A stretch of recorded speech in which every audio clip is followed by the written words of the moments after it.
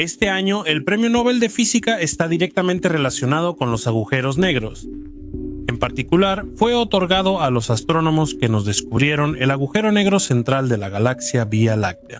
Roger Penrose demostró que, según la relatividad, todo agujero negro tiene una región de gravedad infinita, es decir, una singularidad. Pero el verdadero significado de la teoría de la singularidad de Penrose es mucho más profundo de lo que parece. Nos obliga a poner a prueba los límites de la teoría de Einstein y también a reflexionar sobre el origen del universo. Los agujeros negros han sido como fantasmas en la periferia del pensamiento científico desde los años 1700. Cuando John Michell y Pierre-Simon Laplace estudiaron la ley de gravitación de Newton, se dieron cuenta de la posibilidad de que existieran objetos tan masivos que ni siquiera la luz pudiera escapar de su superficie. Pocos tomaron en serio estas estrellas negras, sobre todo porque la luz no se comporta como decían Newton, Michell y Laplace. Y la gravedad, al final de cuentas, tampoco funciona como lo estableció el gran Newton, o Newton como prefieran. En 1915, la teoría de Newton fue reemplazada por la relatividad general de Einstein. Y eso no fue el final de la historia sobre los agujeros negros o estrellas negras, como las llamaban. Eso fue solo el punto de partida para su estudio. Karl Schwarzschild resolvió la ecuación de la relatividad general poco después de su publicación por Einstein y demostró que una esfera de materia muy densa estaría rodeada por una superficie donde al mismo tiempo se detendría. Bajo este horizonte de eventos, materia, luz y espacio caen inevitablemente al punto central. En la singularidad, el campo gravitacional es infinito, pero los físicos tienen muchas preguntas sobre las infinitudes. Muy a menudo solo son errores en la teoría y no hechos objetivos. Einstein dudaba que los agujeros negros se formaran en el universo real y de hacerlo sería sin singularidades. En 1939, Robert Oppenheimer y Hartland Snyder probaron que una esfera perfecta de polvo puede colapsar en un agujero negro de Schwarzschild, con singularidades incluidas. Eso tiene sentido porque si todas las partículas caen directamente unas sobre otras, según los cálculos matemáticos, todas deberían aterrizar en el centro. Eso no convenció a nadie. ¿Dónde en el universo existe algo tan esférico y perfectamente liso? Se decidió que los objetos comunes nunca podrían colapsar en un punto perfecto. Cualquier desviación mínima de la simetría esférica y las partículas no caen unas sobre otras ni son atraídas hacia el centro. Así llegamos a 1960. Roy Kerr acababa de descubrir cómo describir un agujero negro giratorio en la teoría de Einstein. En ella, el punto central de gravedad infinita está retorcido en un anillo, pero seguía siendo una singularidad. La solución de Kerr seguía siendo extremadamente simétrica, así que las viejas dudas sobre su existencia en la realidad objetiva no desaparecieron. Esto llevó a Roger Penrose, un joven físico de Cambridge, a demostrar que las singularidades de los agujeros negros eran inevitables en la teoría de Einstein. El trabajo científico de Penrose sobre la singularidad es sorprendentemente corto, apenas un par de páginas en una revista. Sin embargo, como dicen, la brevedad es la hermana del talento. Algunos creen que este trabajo de 1965 fue el primer aporte serio a la teoría general de la relatividad en medio siglo desde su origen. Alberto Einstein, ¿qué descubrió Penrose? ¿Cómo logró abarcar matemáticamente la esencia de un agujero negro? Y finalmente, ¿por qué mereció el premio Nobel? Roger Penrose demostró que según la teoría de Einstein, con un par de suposiciones, los agujeros negros deben contener singularidades, y lo hizo demostrando una red de espacio-tiempo que literalmente llega a su fin dentro de un agujero negro. En la teoría general de la relatividad, designamos las coordenadas espaciales usando curvas geodésicas. El camino de un rayo de luz hacia el interior de un agujero negro se llama línea geodésica nula o simplemente geodésica. Es una especie de estándar de oro para marcar el espacio-tiempo. Las líneas nulas atraviesan el campo gravitacional y convergen en un punto, fenómeno llamado lente gravitacional. Los campos gravitacionales de la materia ordinaria siempre generan esta convergencia. se requeriría masa o presión negativa para que los rayos diverjan. Esta propiedad de los campos gravitacionales se llama condición de energía débil en la relatividad general. Por lo tanto, las líneas nulas hacia un agujero negro deben converger. Esto no parece complicado, pero hay algo extraño. Las líneas nulas detrás del horizonte de eventos que se mueven hacia afuera también convergen. La idea del horizonte de eventos es ambigua y depende del observador. Sobre el agujero negro, Penrose propuso una idea más clara: las superficies cerradas. Todo espacio cerrado en un agujero negro se considera una superficie cerrada. Penrose afirmó que al menos algunos rayos de luz paralelos que salen de una superficie cerrada, moviéndose hacia arriba o hacia abajo, deben converger. En otras palabras, el espacio y el tiempo terminan en el punto de enfoque. Intentemos compararlo con una geodésica más familiar. En el planeta Tierra usamos parámetros como las líneas de longitud y latitud. La línea de longitud se enfoca en los polos norte y sur. Esa línea es la ruta más corta entre polos, pero puedes desviarte, omitir uno y empezar a rodear el planeta otra vez. De esta manera ya no será la ruta más corta.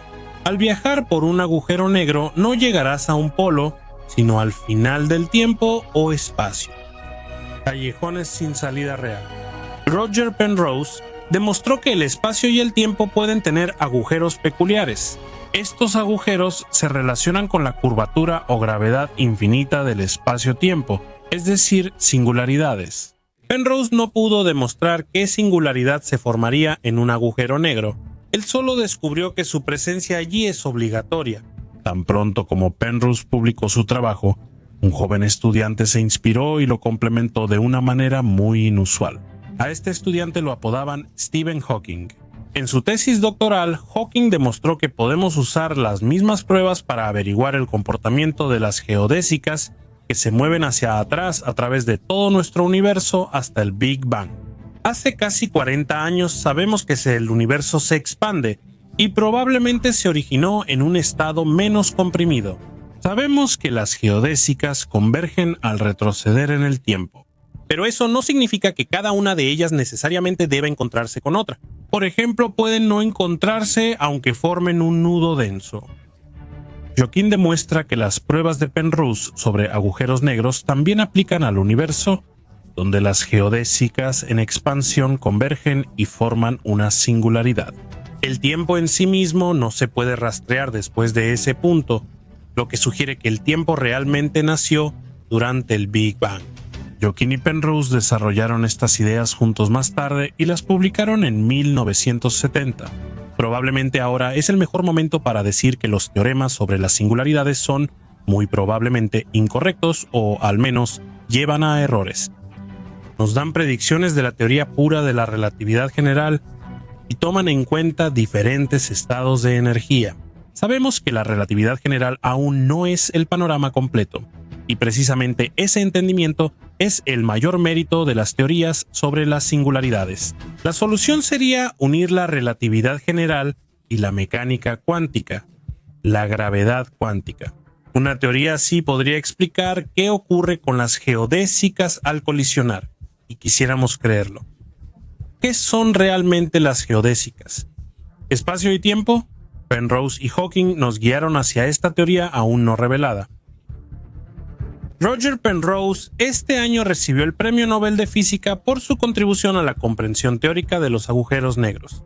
Compartió su premio con Andrea Ghez y Reinhard Genzel, quienes demostraron un agujero negro supermasivo en el centro de la Vía Láctea. El estudio de las órbitas estelares en el centro galáctico por Ghez, Genzel y otros astrónomos confirmó la existencia de agujeros negros, lo que significa que en realidad hay lugares en el universo donde la teoría general de la relatividad debe permitir la existencia de singularidades.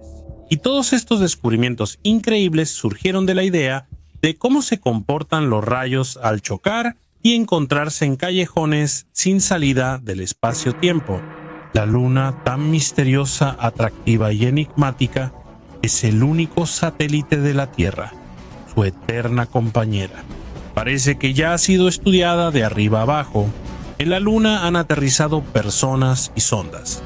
Científicos han tenido muestras del suelo lunar e intentado cultivar flora terrestre allí. El lado oscuro de la Luna hace mucho que dejó de ser un misterio, y en general sabemos prácticamente todo sobre ella. Pero ¿qué preguntas le quedan todavía a la humanidad? Y si esas preguntas son las más importantes para nosotros. La Luna influye en la Tierra más de lo que crees. No solo se relaciona con las mareas o el insomnio en luna llena como piensas. ¿Qué tal si intentamos responder las preguntas más importantes sobre la Luna? ¿Cómo apareció la Luna y de dónde provienen las muestras de rocas terrestres en su superficie? ¿De verdad es cierto que sin la Luna tal vez no existiría la vida en la Tierra en absoluto? ¿Y qué pasaría si en lugar de la Luna estuvieran otros planetas del sistema solar? Abróchense el cinturón. Viajamos en el tiempo para ver un planeta que aún no ha visto a la humanidad, presenciar una catástrofe de escala cósmica que posiblemente dio origen a la vida en la Tierra y nos regaló un satélite, y descubrir cuán importante ha sido la influencia de la Luna en nuestra madre Tierra. Para empezar, recordemos lo que sabemos sobre la Luna. La Luna es un satélite relativamente grande en comparación con el tamaño del planeta. Su diámetro es de 3.474 kilómetros, mientras que el diámetro de la propia Tierra es de 12.742 kilómetros. Tales proporciones son muy raras en el sistema solar. Solo Plutón tiene una luna grande, pero recientemente perdió su estatus de planeta y ahora es un planeta menor. En cuanto a la Tierra, los planetólogos creen que la Luna estabiliza la órbita de nuestro planeta y en particular la inclinación del eje de rotación, que determina las estaciones del año. Algunos piensan que sin la Luna, la inclinación del eje de rotación podría haber cambiado seriamente en el transcurso de varios millones de años. Esto habría provocado inestabilidad en las condiciones climáticas, lo que habría hecho el entorno menos favorable para el desarrollo de la vida. Además, la presencia de la Luna aumentó la duración del día.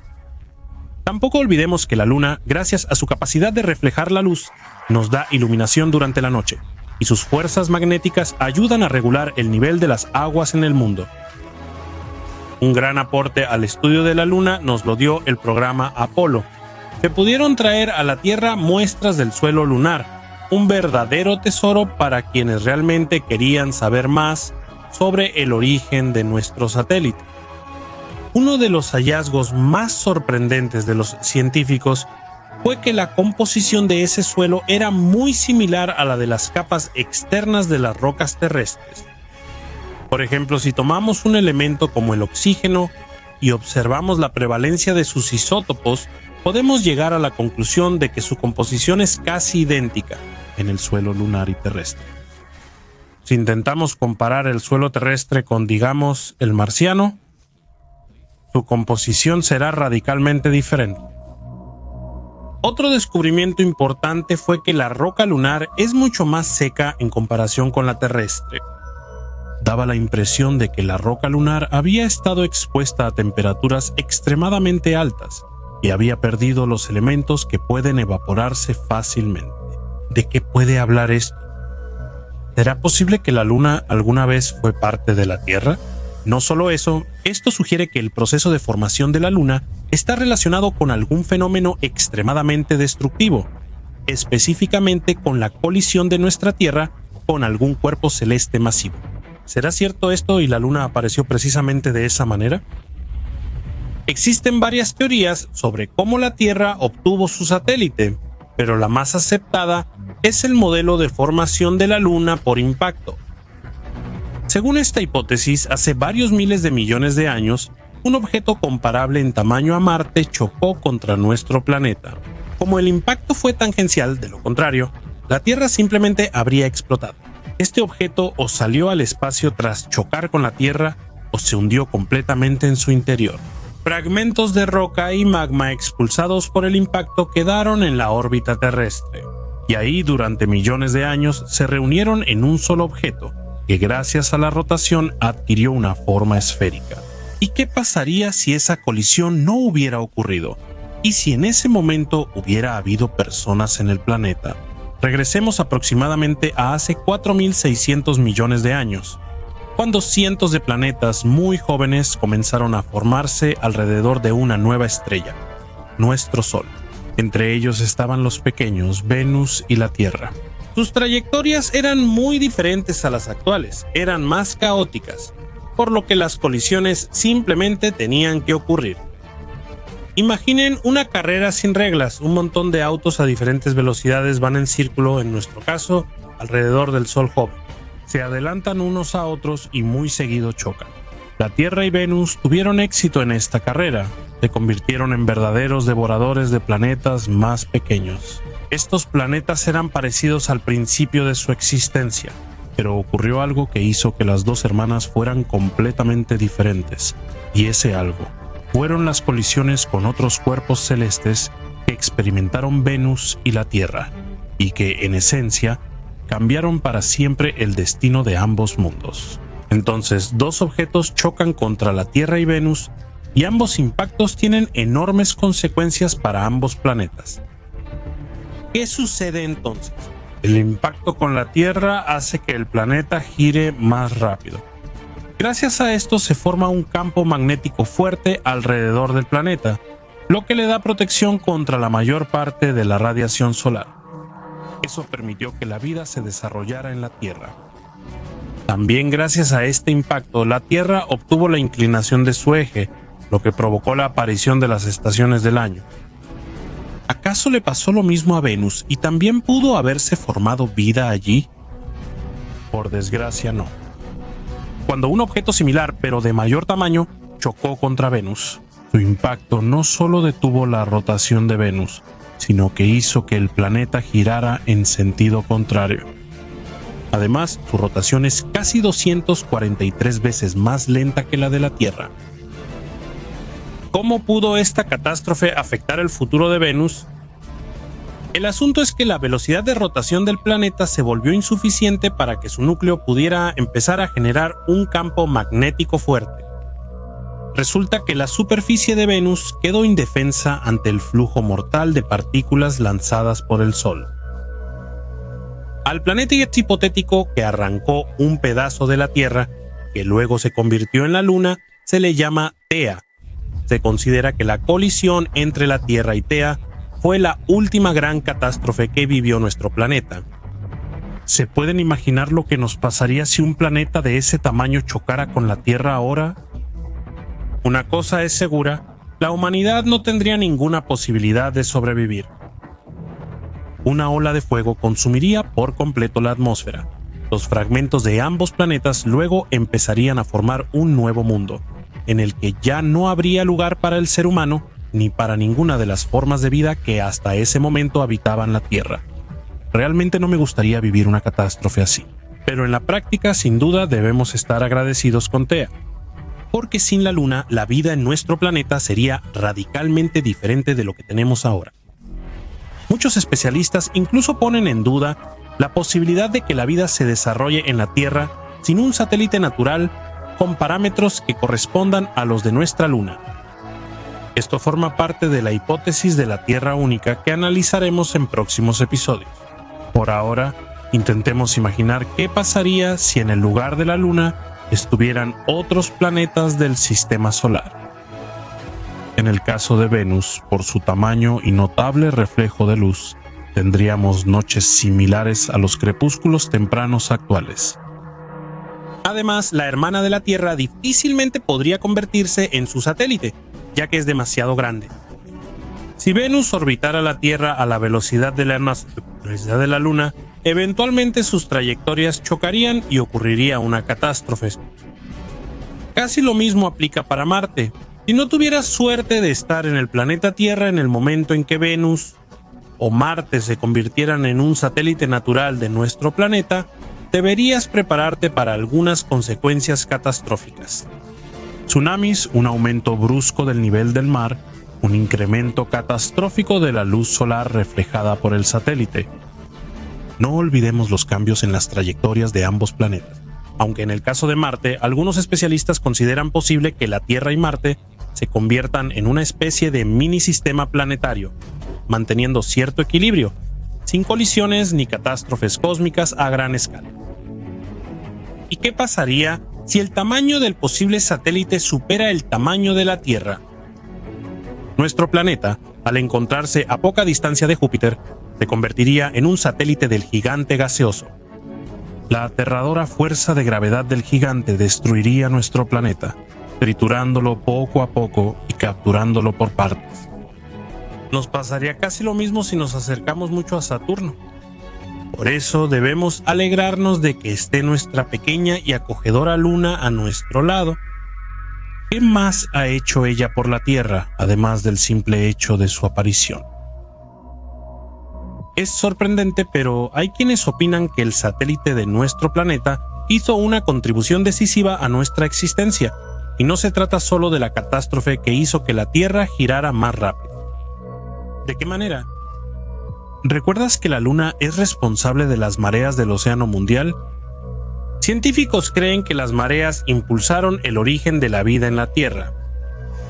Al mezclar sustancias de los océanos primitivos con agua, se generaban condiciones especiales en la zona de marea. Luego, el agua se evapora bajo la influencia del sol. Durante la marea, el agua regresaba y cubría las rocas.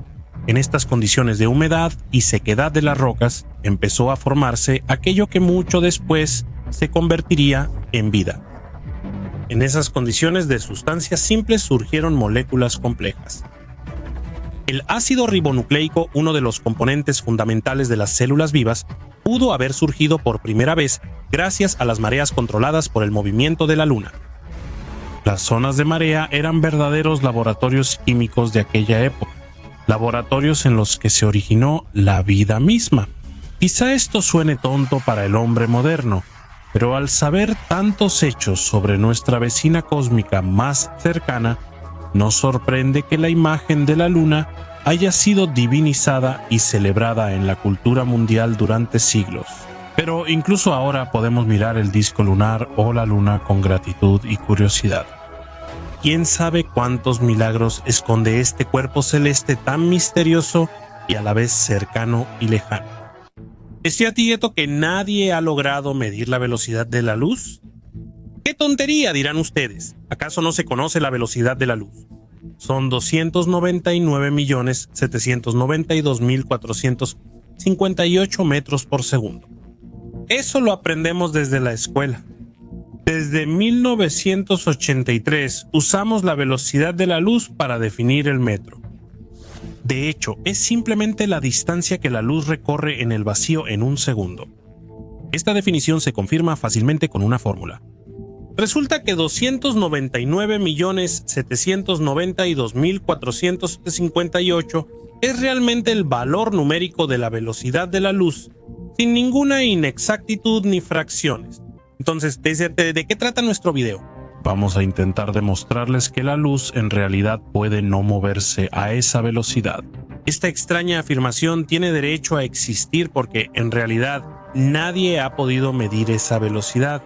Imaginemos que necesitamos medir la velocidad de algún objeto, por ejemplo, una pelota. Supongamos que la disparamos desde algún cañón. Para saber la velocidad de la pelota, necesitamos conocer dos parámetros: la distancia entre dos puntos por los que pasará la pelota y el tiempo que le tomará recorrer esa distancia. Dividimos la distancia entre el tiempo y obtenemos la velocidad de la pelota. ¿Se puede medir la velocidad de la luz de una manera tan simple? Imaginen que tienen un dispositivo capaz de lanzar un rayo a través de un vacío perfecto a una distancia de 1 kilómetro.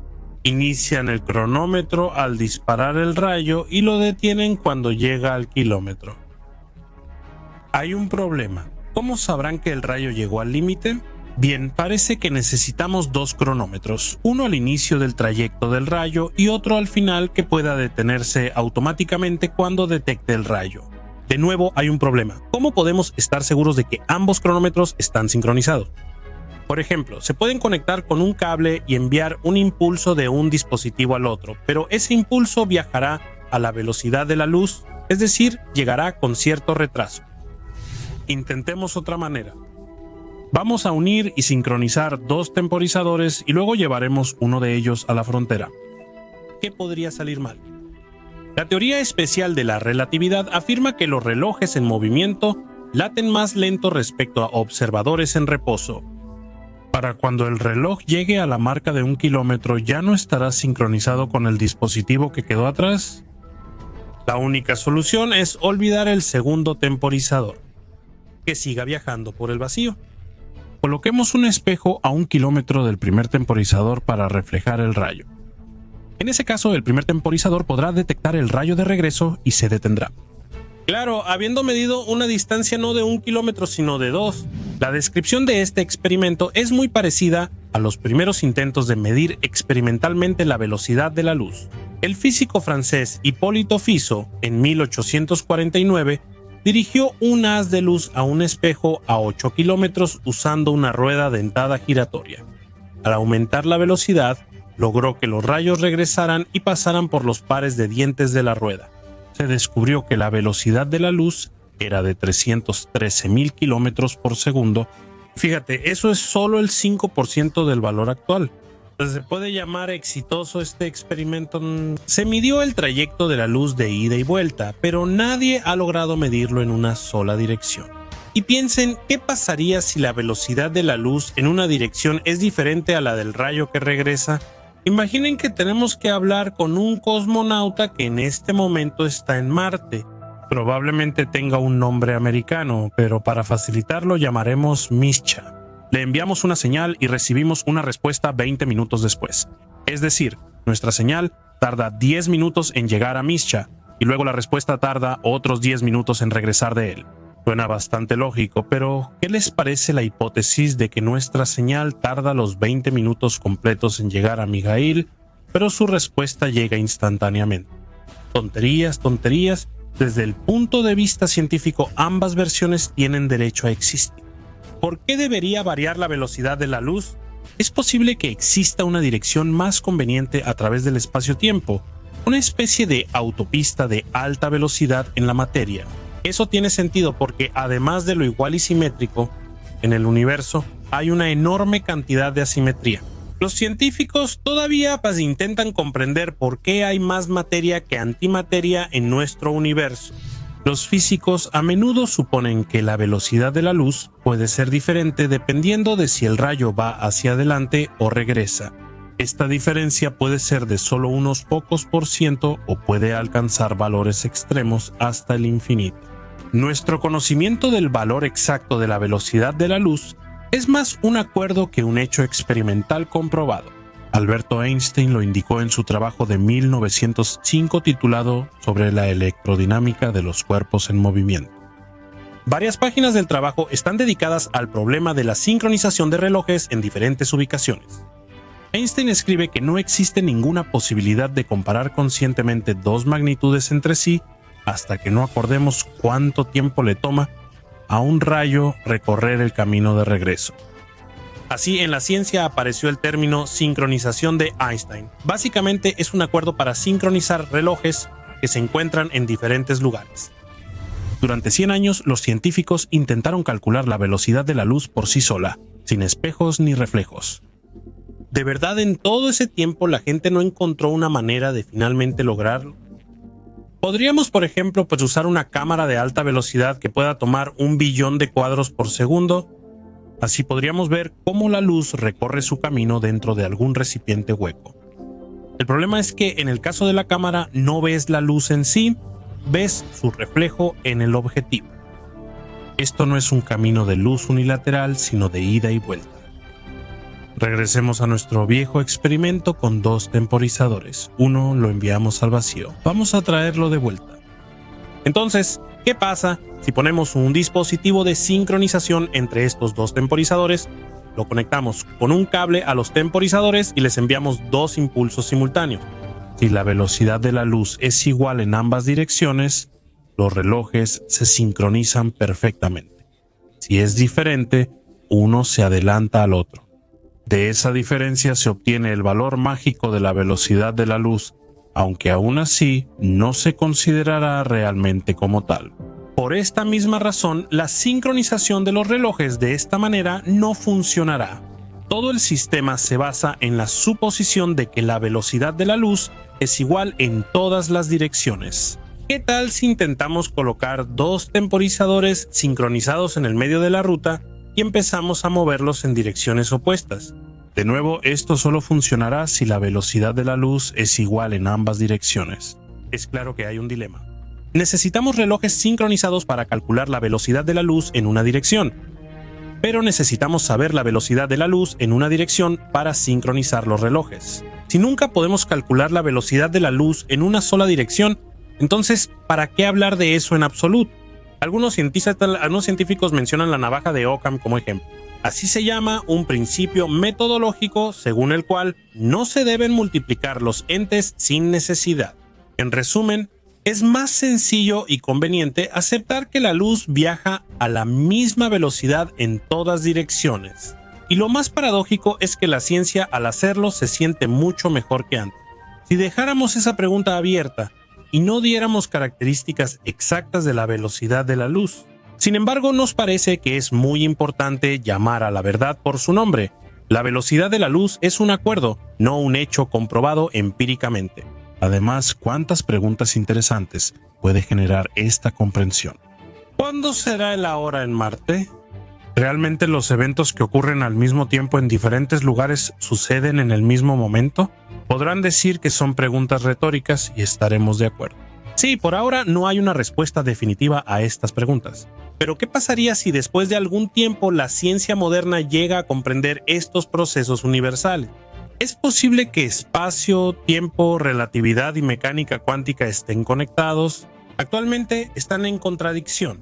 Imagínate que dentro de algún tiempo sepamos estos hechos mediante métodos científicos comprobados y nos sorprendamos de cómo no los entendimos de inmediato si era tan obvio.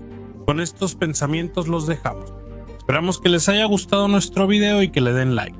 A velocidad de la luz, aunque no es una cifra exacta. Hasta pronto en un nuevo video interesante que les revelará otro velo que nos separa de la comprensión de las leyes del universo. Subtítulos creados por